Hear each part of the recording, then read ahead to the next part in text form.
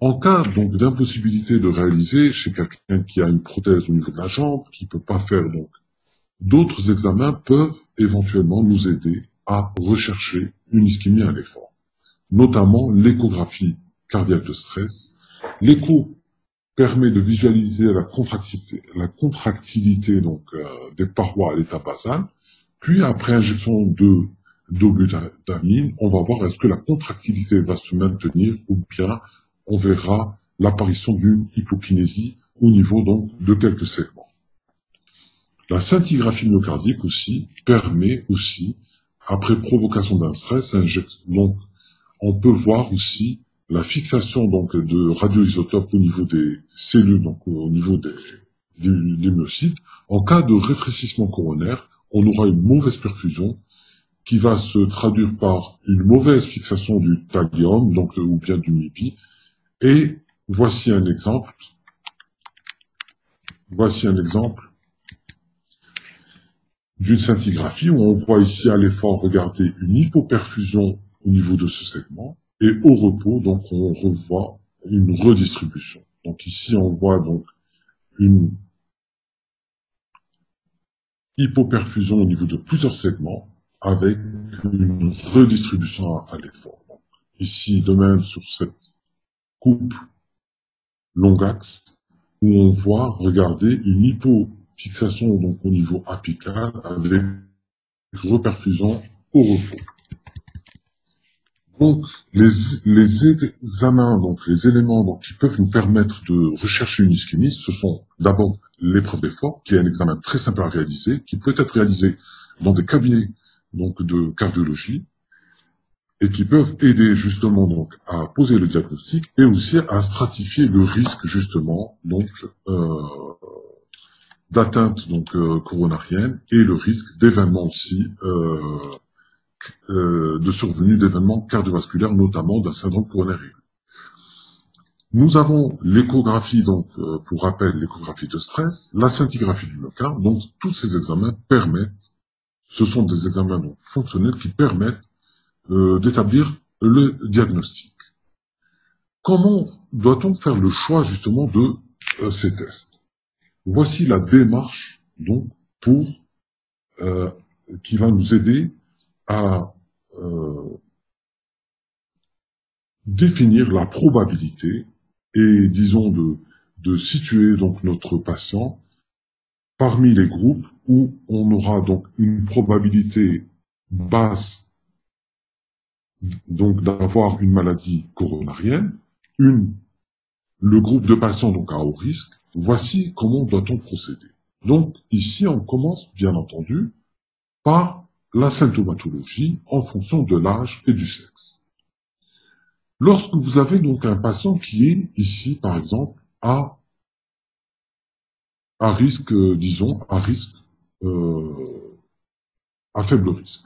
Ici, une patiente de 35 ans, par exemple, qui est à faible risque, à 5%.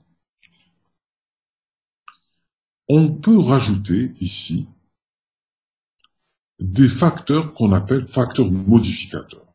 Alors, les facteurs modificateurs sont l'épreuve d'effort, et ici aussi, donc, le score calcique. Alors, si vous avez une épreuve d'effort qui est normale, donc vous avez une patiente qui a 5%, avec une épreuve d'effort qui est normale. Donc, ces facteurs modificateurs vont encore diminuer la probabilité pour notre patient d'avoir une maladie coronarienne. Donc, ici, on a les deux facteurs modificateurs en défaveur de l'existence d'une maladie coronarienne. C'est d'avoir une épreuve d'effort normale et un score calcique normal. C'est quoi le score calcique? En fait, le score calcique, c'est un examen donc, qui permet d'aller mesurer la quantité donc, de calcium au niveau des coronaires. C'est un scanner qui a un logiciel qui permet de calculer donc, la présence donc, de calcium au niveau des coronaires. Cet examen donc, n'a pas une grande sensibilité et spécificité. Pourquoi? Parce que on peut avoir des patients, par exemple, donc avec l'âge, on aura donc des patients qui vont présenter donc des maladies, donc qui vont présenter des artères coronaires qui seront calcifiées, sans pour autant avoir des plaques significatives, donc des plaques d'athérome qui sont significatives. D'un autre côté, on peut avoir un patient jeune de la cinquantaine qui a une plaque qui est molle, qui n'a pas une chape fibreuse comme on l'a vu tout à l'heure, importante. Et lui, il peut avoir donc un score calcique, donc la quantité de calcium qui sera relativement faible, mais chez ce patient qui a une chape fibreuse qui est relativement pas très solide, le risque de rupture et de faire un infarctus est relativement élevé. Nous avons aussi des facteurs modificateurs qui vont plutôt graver et prendre notre patient, donc ici par exemple, d'un groupe de patients intermédiaires, donc à risque intermédiaire, vers le groupe de patients à risque élevé de coronaropathie. Les risques donc aggravants, les facteurs de risque aggravants, ce sont les différents facteurs de risque que nous connaissons, la dyslipidémie, le diabète, l'hypertension, le tabagisme, l'hérédité. Lorsqu'on a un patient qui a présenté une épreuve d'effort qui est positif, lorsque le patient a une dysfonction ventriculaire gauche, lorsque le patient a un score calcique qui est élevé, tout ça va majorer le risque, donc la probabilité, d'avoir une maladie cardiovasculaire. Donc nous avons des facteurs qui vont diminuer la probabilité d'avoir une maladie coronarienne, et vous avez des facteurs qui vont plutôt augmenter la probabilité d'avoir une maladie coronarienne. Donc ici, les patients qui ont un risque entre 5 et 15, donc qui est intermédiaire, soit on leur ajoute des facteurs de risque, des facteurs plutôt qui vont diminuer ce risque et ils vont devenir à bas risque. À ce moment-là, on fait plus rien.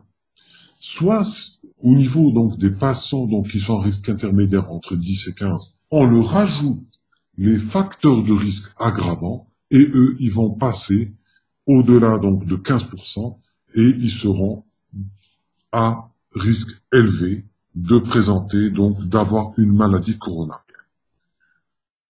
Donc, le choix ici donc des examens que nous allons utiliser pour poser le diagnostic, pour affirmer le diagnostic, va dépendre surtout de la probabilité clinique de nos patients. Si le patient a une probabilité clinique d'avoir une atteinte coronaire qui est relativement basse, il serait plus intéressant d'aller faire carrément un coroscan. Pourquoi? Parce que le coroscan va donc nous donner donc une anatomie une anatomie des coronaires et on verra on verra si le patient ne présente effectivement pas de sténose. Par contre, si le patient est à haut risque, donc il a une probabilité élevée d'avoir une maladie coronaire, à ce moment-là, il serait préférable d'aller confirmer le diagnostic par un des tests que nous avons énumérés tout à l'heure, c'est-à-dire un test fonctionnel non invasif qui est soit une scintigraphie à l'effort, soit une échographie de stress ou une IRM de stress. Maintenant, si le patient toujours a une forte probabilité clinique de présenter une maladie coronaire, à ce moment-là, et si le patient a une douleur angineuse malgré un traitement optimal, et si notre patient présente donc des douleurs pour une épreuve d'effort donc à un niveau très bas, donc à peine il commence l'épreuve d'effort, le patient présente donc des douleurs, ou si notre patient est à haut risque, ou encore si notre patient présente une dysfonction ventriculaire gauche, on peut aller d'emblée à une angiocoronarographie. Donc, le choix des examens qui nous permettent de poser le diagnostic, de confirmer le diagnostic, selon la probabilité du patient d'avoir une maladie coronarienne. Je reviens, cette probabilité donc est déterminée grâce déjà à la probabilité du prix. Nous allons donc établir donc un patient qui arrive de 45 ans, de sexe masculin, qui présente une douleur typique.